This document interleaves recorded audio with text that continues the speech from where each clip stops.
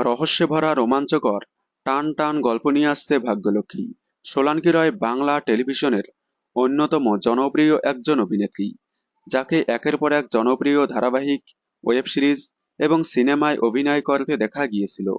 ধারাবাহিক ইচ্ছে নদী, প্রথমা কাদম্বিনী, গাঁটছড়াতে প্রধান চরিত্রে দেখা গিয়েছিল। জনপ্রিয় ওয়েব সিরিজ বোকা বাক্সতে বন্দি, মন্টু পাইলটে দেখা গিয়েছিল। অন্যদিকে সিনেমা শহরের উষ্ণতম দিনে এবং বাবা ও বেবিতে দেখা গিয়েছিল। এবার সোলাঙ্কি রয় ভাগ্যলক্ষ্মী নিয়ে কাবেরী হয়ে ফিরছে। বড় পর্দায় আসছে মৈনাক ভৌমিকের পরিচালনায় নতুন ছবি ভাগ্যলক্ষ্মী।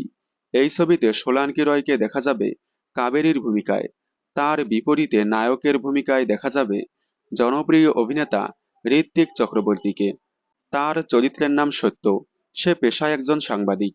ছবিটির গল্প ঘটনাচক্রে পড়ে সত্য এবং কাবেরী একটি মাদকাসক্ত কেসে জড়িয়ে পড়ে। এবার সেই কেস থেকে কিভাবে বের হবে সত্য এবং কাবেরী, এই নিয়ে ছবির গল্প। ছবির শুটিং এই সেপ্টেম্বর মাস থেকে শুরু হয়েছে। তাহলে এবার সোলাঙ্কি রয় ভাগ্যলক্ষ্মী নিয়ে বড় পর্দায় আসতে চলেছে।